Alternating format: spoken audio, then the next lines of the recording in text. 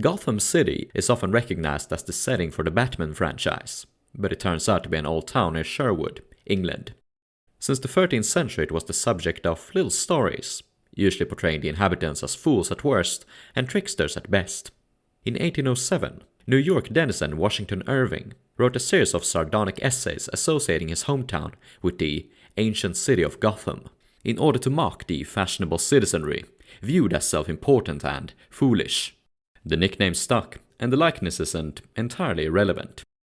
According to legend, Dutch merchants landed on Manhattan Island in 1626 and bought it from the natives for a trifling sum of 60 guilder, around $1 million today. Most people remember the purchase as costing $24, but this figure originates from 1846, and since then we've had a bit of inflation. Whether the story is true or not, and its exact details aren't too important, but it shows that even from its inception, New York was a city of commerce, and in 17th century colonial America, the best way to make a profit was to fund piracy.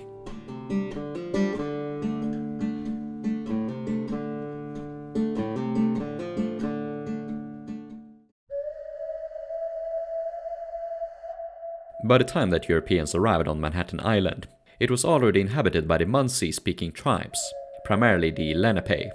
They lived in small groups controlling bits of territory, within which they hunted, fished, foraged, and grew crops. Outside groups might be allowed access to a territory in return for gifts, and though conflict might erupt, it was usually small scale. 7 dead was regarded as a great casualty. Though European fishermen may have visited the region as early as the 15th century, the white man only appeared in force by the late 16th. They were drawn by the lucrative fur trade, and bought them from the natives in return for metalwork, firearms, and alcohol. The fur trade led to the collapse of the traditional social order, with new alliances struck, old ones broken, and conflict becoming more frequent and deadlier. The name of Manhattan itself is disputed. A popular translation is Manhatta, Hilly Island. According to Lenape lore, it derived from Manhattanink, the island of general intoxication. They explained how their first meeting with the Europeans ended in a toast. Pretty befitting origins for what would become a pirate stronghold. The Dutch appeared on the island as early as 1622. They established farms and a base called Fort Orange, from whence they conducted trade with the local Mohicans. But when trade broke into hostilities, the Dutch moved to the southern tip of Manhattan Island and fortified it into the settlement of New Amsterdam. Though the colony of New Netherland was under the strict control of the Dutch West India Company, the early settlers consisted both of company employees, independent traders, and settlers simply looking to make a new life. Neither were they exclusively Dutch, but a collection of Walloons, Germans, French, Danes, and Swedes. African slaves had been imported early on to perform menial labor, like clearing land, cutting wood, and harvesting crops. These slaves had Spanish and Portuguese names, like Paulo de Angola, Simon Congo, and John Francisco, meaning that they had most likely been purchased through illicit activities or taken in piratical raids, all from the Spanish and Portuguese colonies to the south. Indeed, much of the city's early expansion was funded by Piet Hein's capture of the Spanish treasure fleet in 1628. Had it not been for this privateer raid, the modern city of New York may not have been. Early on, the city became a hotbed of sinners. 1/4 of the town's buildings served alcohol. Crimes petty and hard were frequent. Visitors were shocked by the local women, who would kiss in public and make lewd talk. They were especially popular with sailors. One woman, married, invited 3 of them to her home, and was said to have, quote, pulled the shirts of some sailors out of their breeches, and in her house measured the male members of 3 sailors on a broomstick. Scandalous. When the sailors caught sight of her from their departing ship, they began chanting, "Whore, whore, 2 pounds butter's whore." To crack down on such behavior, the governor restricted the sale of liquor, forbade adultery and swearing, and citizens from harboring fugitives. In addition, he constructed taverns, a large stone church, and a private brick mansion. But the colony was not without its rivals. In 1630, Puritan immigrants founded the colony of Boston on nearby Massachusetts Bay. 8 years later, the Swedes built a colony on the lower Delaware. Ironically, it was led by Peter Minuit, a former director of the New Netherland project. Tensions were also heating up between the governor and local tribes, eventually escalating into a bloody conflict known as the Pig War, so called because a group of Raritans had killed swine on a Dutch plantation. When the Lenape refused to hand over the culprits, the governor responded with a surprise attack, massacring men, women, and children. Heads were taken off and brought to New Amsterdam to be put on display. Governor Kieft was not without domestic controversy, and was replaced in 1647 by Peter Stuyvesant, a former military commander. He earned his governorship after losing a leg in action against the Spanish. He had his stump furnished with a wooden prosthesis studded with silver nails, earning the nicknames Peg-Leg Pete and Old Silver Nails. With the city having been reduced by the Pig War, he was hailed as a kind of savior, and told them, "I shall govern you, as a father his children." One of his first acts was to start an actual war against pigs. Residents had allowed their animals to forage freely in the street, resulting in a considerable decline in hygiene. Dead animals, filth, and rubbish lay everywhere. Roaming animals were shot or chased into a public pen, and all residents were required to clean the street in front of their house. He also set on improving the town's discipline and economy. A sort of police force was established, and people of importance were invited to settle down in the city. Stuyvesant's reign saw the rise of an upper and middle class in the city. He also saw fit to make the town a slave market, in order to supply neighboring plantations. But owing to the lack of European craftsmen, slaves were also taught such professions as caulking, blacksmithing, and carpentry. There was also a considerable amount of free Africans living in the town. Neither was menial labor done only by slaves, but also by penal workers of diverse races. Stuyvesant himself was a religious fanatic. He cracked down on vice by introducing a curfew, closing time at 9 p.m. for drinking establishments, and deporting women of quote-unquote bad reputation. He had no tolerance for other denominations of Christianity, and banned Lutherans from holding service. There were likewise Catholics, Mennonites, Puritans, Independents, and Quakers to contend with. However, he was unable to prevent a sizable congregation of Jews from settling in the town, as they had previously been of assistance to the Netherlands and Dutch West India Company. But they were restricted from building a synagogue, and had instead to worship in a small house. Stuyvesant likewise had to contend with external threats. Trade conflicts between the Dutch and English erupted into a war at sea in 1650, threatening the city of New Amsterdam itself. When the conflict ended and a definite border had been drawn between New Netherland and New England, Stuyvesant set his sights on New Sweden. The colony was taken without firing a single shot, but during the governor's absence, an alliance of river Indians descended upon Manhattan, leading to a conflict called the Peach War. The war ended with the Lenape pacified, opening the way for Dutch expansion. The problem was that the English wanted a slice of the pie. Having taken Jamaica in 1655, they were now looking to further expand their colonial empire. By seizing New Netherland, they could completely control the eastern seaboard and its lucrative fur trade, in addition to an important slave market. On the 26th of August, 1664, an English force disembarked in Gravesend Bay and marched on New Amsterdam. Stuyvesant was willing to fight, but had only a garrison of 150 soldiers, short on guns and ammunition. When the English promised them good quarter, the city capitulated, without a fight. Stuyvesant protested, but English guns and firm but friendly voices made him reconsider. On the 8th of September, the colours of the Dutch West India Company were struck from Fort Amsterdam, now called Fort James. The mastermind of the scheme had been the Duke of York, and to honour him, both colony and city were henceforth to be called New York.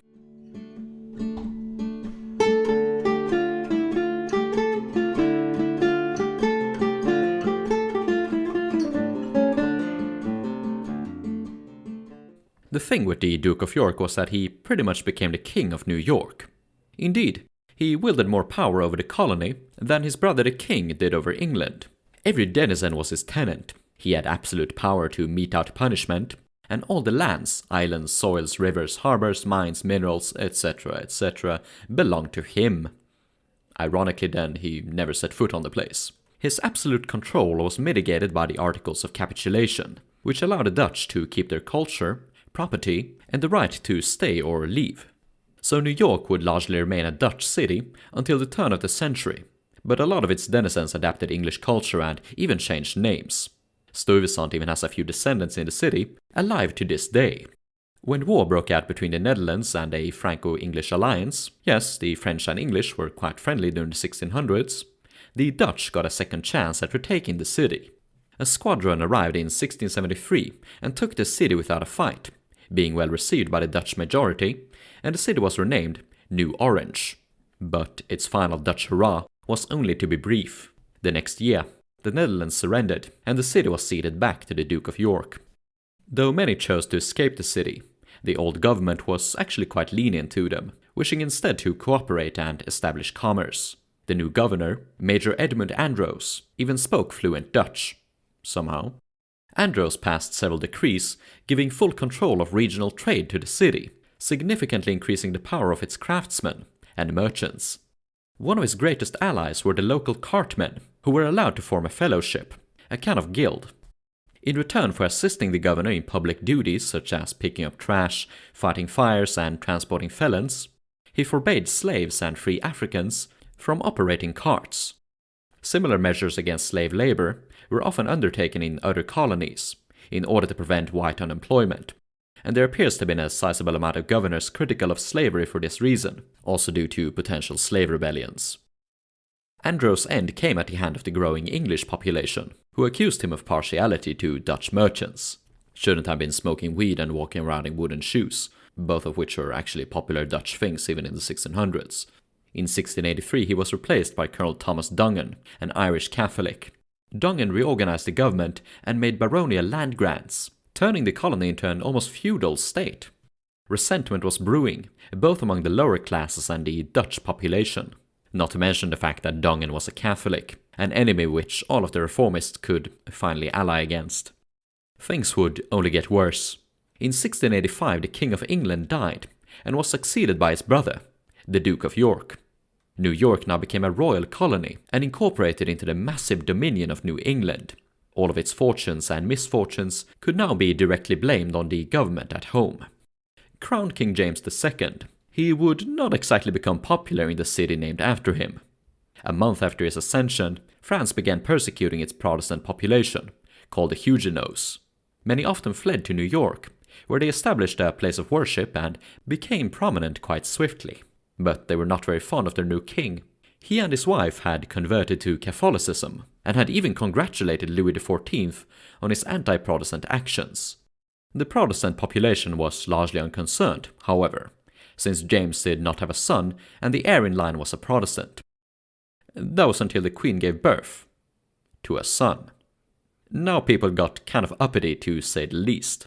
The Liberal Whig Party in Parliament initiated the Glorious Revolution, a bloodless coup in which the Dutch stadtholder, William of Orange, was invited to depose James and become the new King of England. In return, he would guarantee the supremacy of the Parliament. Thus, a new England had been born. James fled to France, where he continued to call himself the King of England. He even issued privateering commissions against what he considered an illegitimate government. The proponents of his dynasty would be known as Jacobites, and many of them were in fact pirates. Names like Charles Vane, Blackbeard, and Richard Taylor, true scoundrels beneath the black, were all associated with this rebellious creed. But back to New York. Andros had been reinstated and returned, but when news of the revolution reached New England, things started to get really bad. It wasn't really improved by the fact that the king whom the city was named after had now been deposed by the new king, which the city had previously been named after, New Orange. Soon it became clear that the Anglo-Dutch Union had joined an alliance against France, and in 1689, war broke out. This was the end of the long-standing friendship between France and England.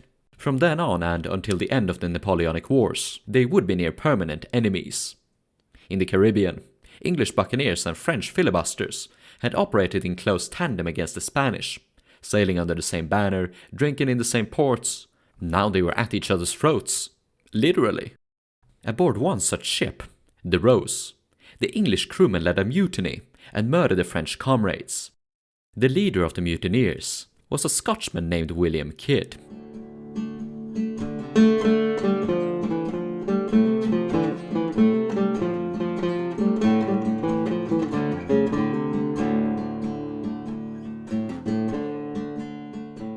Glorious Revolution had split New York in two.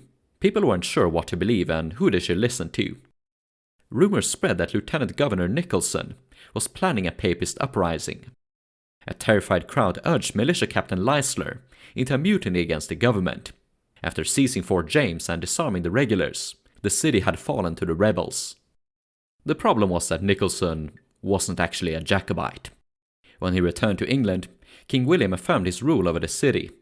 New York responded politely, saying that all was well, that they were loyal, but that Leisler would remain its ruler. Basically, a confusing piece of news led to a conspiracy theory, leading to the pro-government council being deposed by pro-government rebels to safeguard the city against anti-government rebels, which didn't exist. The government then insisted that the old council was restored, but the new one refused. The rebel committee was quite interesting. Consisting of 10 members, Leisler himself was a German Calvinist, and 4 of his colleagues were French Huguenots. They weren't very fond of Catholics, to say the least. Their pamphleteers explained how they had lived in fear of King James and his plans to damn the English nation to popery and slavery. When the council had delayed in declaring for the new government, they had taken matters into their own hands to defend the holy Protestant religion and the rights and liberties of English men. Under them rallied most of the population, and Leisler appears to have had an active and vocal support among the local women.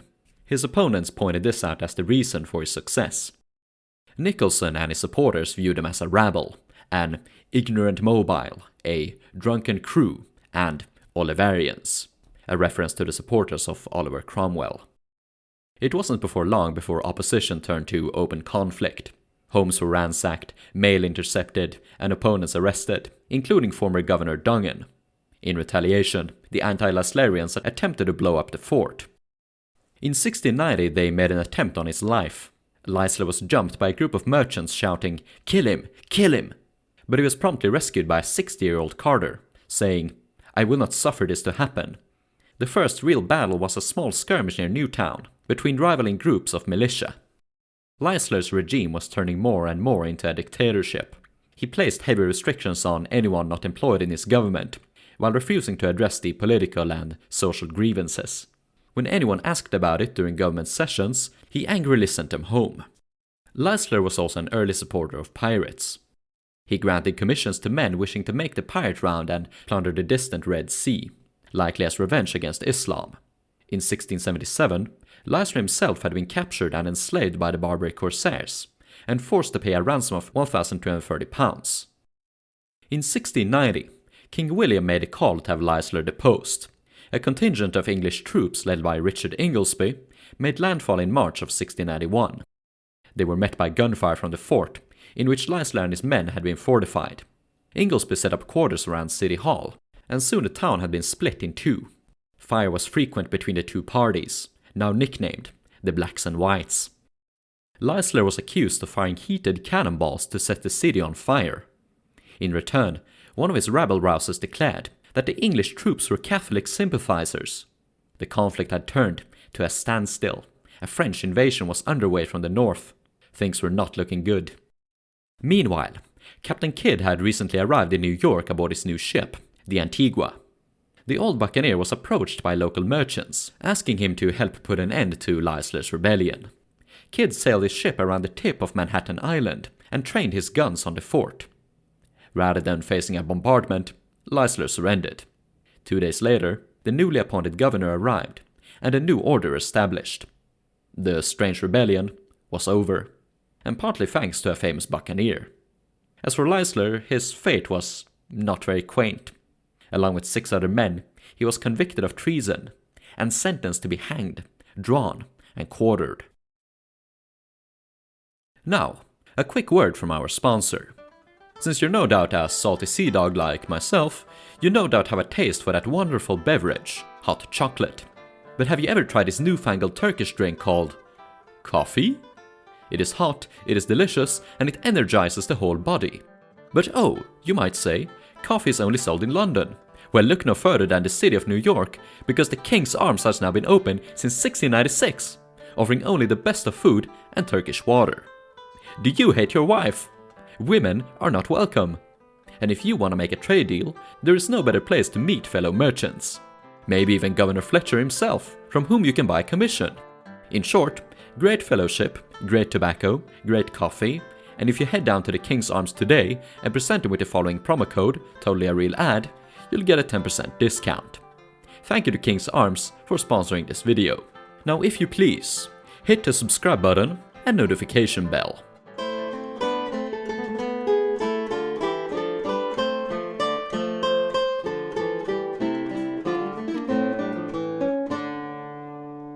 Captain Kidd's assistance in bringing down the Leisler rebellion bought him considerable clout with the New York elite. He was given a reward of £150, and on the day of Leisler's execution he obtained the license to marry the wealthy widow, Sarah Bradley Cox Ort. The two moved into a 3-story mansion on Pearl Street. The mansion had been built half a century prior in Amsterdam fashion, with 6-foot stoops up to the front door, to avoid Amsterdam's rising canal, a high-peaked gable roof, because Amsterdam's buildings were squeezed together, and a facade of red and yellow glazed bricks. A rooftop crane allowed Captain Kidd to lift merchandise into a warehouse on the uppermost floor. Inside of the mansion, Kidd slept in a large curtained bed, relaxed on Dutch pillowcases, and boasted the city's first turkey-work carpet. According to their household inventory, they possessed only a large flesh fork in terms of cutlery. This would have been used for cooking meat in the fireplace, indicating that they ate with only their hands. New York City in the 1690s was far from the metropolis known today. It boasted a primary Anglo-Dutch populace of 50,000 people, a fourth of whom were slaves. But there were also free Africans, Indians, various European peoples, Jews and Huguenots. The Dutch origins could frequently be seen through the design of the rooftops and the windmills, which are always seen on period depictions. It would take until 1707 for most of the major thoroughfares to be covered with cobblestones. In the 90s they were dirt and mud, littered with oyster shells, and there was even a speed limit of foot tap, imposed on carts and horse riders. If a pirate in New York wanted to stop for food, there were some delectable options. Clapp's Pleasure Garden offered the following menu: an excellent soup, beans and bacon, roasted lamb and salad, young peas, roasted chicken, and dessert, curds and cream, or cherries, or a dish of mulberries and currants. If you're into bread, it was hard to come by in certain years. In 1696, the merchants had recklessly exported most of the local grain, leading to a shortage. A law was passed forbidding the home baking of biscuits and even cookies. Kidd himself had retired from privateering and become a merchant captain, but it was during his retirement that New York truly became a pirate capital. War was still raging between England and France, and there was no shortage of privateers seeking commissions or a place to spend their loot. In 1692, Benjamin Fletcher became governor and rolled out the red carpet for any salty Jack Tar. Even those who went against their commissions, flat-out pirates, then attacked neutral ships belonging to India or Arabia, and even friendly ones belonging to the English East India Company. One of his closest associates was Captain Thomas Tew, who had recently returned from a profitable venture in the Red Sea. Fletcher treated him to dinner, gave him a gold watch, but admitted to the Lords of Trade that he wished to make him a sober man and, quote, reclaim him from a vile habit of swearing. Not that Fletcher was any better. Being a bit of a pirate at heart, he took protection money from the pirates, extorted bribes from Indian traders, bilked the customs service, padded military payrolls, and embezzled funds. Having a private fortune of £30,000, he made his residence in the fort itself, attended by a troop of 19 servants. Part of New York's piratical success could be owed to a shady individual named Adam Baldridge. Hailing from New York, he had set up a trading post on Madagascar, with ties back to home. At the island of St. Mary, pirates like Thomas Tew could repair their ships and buy such luxuries as rum and lime juice, weapons and shoes, in return for the ill-gotten gains. One of the most prominent trade goods were slaves, taken both from among the Malagasy, or kidnapped from India itself. This piratical trade route stretching halfway across the globe has since been termed the Pirate Round. The coffers of New York swelled with foreign money. Arabian dinars, Indian mohurs, Greek bezants, and Spanish doubloons. Buccaneers roamed the streets dressed in fine suits of exotic cloth, like the flowery patterned calico. Such cloth was often gifted by pirates to local prominents, allowing them to marry well-off daughters and settle down in the region. But the biggest profiteers were the merchants themselves, who bought from and funded the pirates. Adam Baldridge's employer, Frederick Phillips, was quickly made the richest man in New York, allowing him to build a 90,000-acre estate on the Hudson River. The influx of money allowed the cultural expansion of the city. It was during Fletcher's reign that the first coffee house opened in 1696, called the King's Arms. It would soon become the unofficial headquarters of the city, and surely the place of many a shady deal. Since the government had lifted restrictions on the printing press, a print shop was opened at the sign of the Bible. Its first book was an informative and completely unbiased testimonial about Governor Fletcher. One of the lasting constructions was Trinity Church, the construction of which was approved by Fletcher in 96. It was most likely funded by pirate plunder, and the block and tackle used for raising the stones were even provided by Captain Kidd himself. The captain bought a choice pew in the church for his family, so that they could sit close to the town's leading citizenry. Having been born into Scottish poverty, the old buccaneer was doing everything to ingrain himself in high society. But it wasn't to last.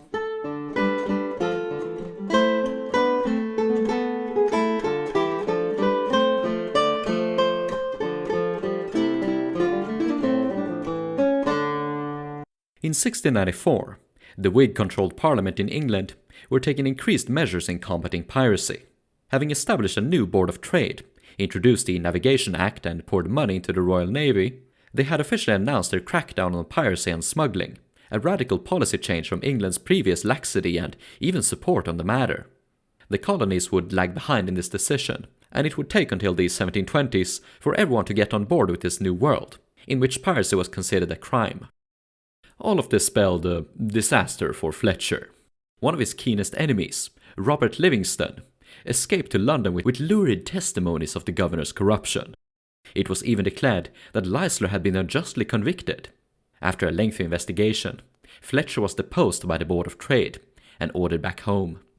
The new governor was the Earl of Bellamont, whom you might remember from my biography on Captain Kidd. Ironically, he was one of Kidd's closest supporters, initially at least, and had 3 years prior arranged for the captain to lead a shady pirate hunting expedition into the Indian Ocean. By the time he had assumed control of New York in 1698, Kidd's voyage was already en route to disaster, and Bellamont had begun cleaning up the swamp.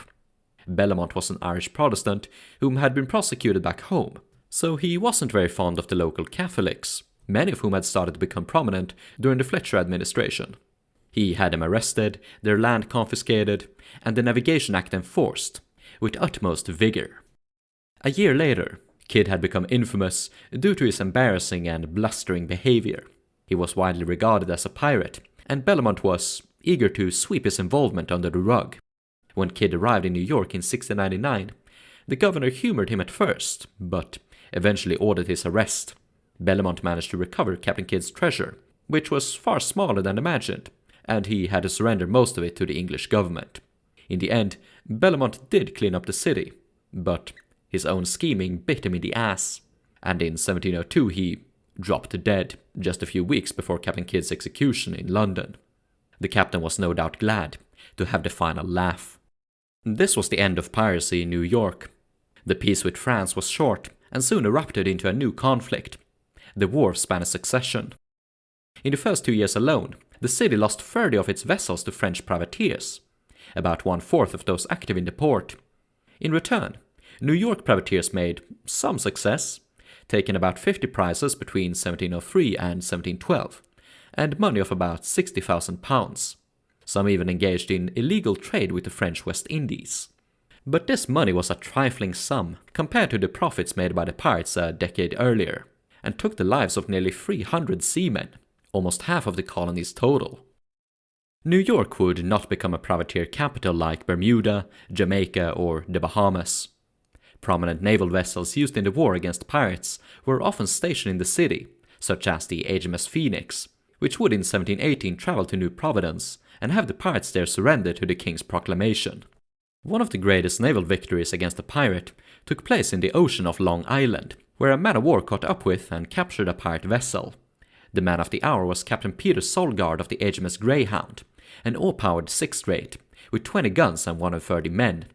In the early hours of the 10th of June, 1723, Solgard spotted the pirate sloops of Edward Lowe and Charles Harris, numbering 20 guns total and 175 men. Deciding to engage, the pirates hoisted their black colors and then their red ones to indicate their willingness to fight. Fire was exchanged for about an hour, but when it became clear that they were losing, the pirates pulled out their oars and tried to escape. The Greyhound pursued. At 4 in the afternoon, they shot off the mainmast of Harris's sloop and forced him to surrender. Ned Lowe, the rogue notorious for his cruelty, had escaped. With the end of the Pirate Age, New York would continue to blossom into a prosperous mercantile city of the British Empire. It is a city with a rich history, and I was only able to relegate a small portion of the events which transpired during the 17th and 18th centuries, mostly from the lens of piracy. If you wish to learn more, I highly recommend the books I used in writing the script. Gotham, A History of New York to 1898, is the best source on the city itself, from its early days up until the Gilded Age, and it served as a basis for the script. Pirate Nests and the Rise of the British Empire is a good source largely covering pirate activities in all of New England, how they operated within local societies and ingratiated themselves. The Pirate Hunter, the true story of Captain Kidd, is a great source on the life of, well, you can probably guess whom. It contains a lot of information regarding the captain's life and involvement in the city. Likewise, a lot remains to be said on the piratical route connecting New York to the Indian Ocean. This video is really meant to serve as a primer to the topic, which will be covered in the next 2 months, including some of its famous faces. Stay tuned.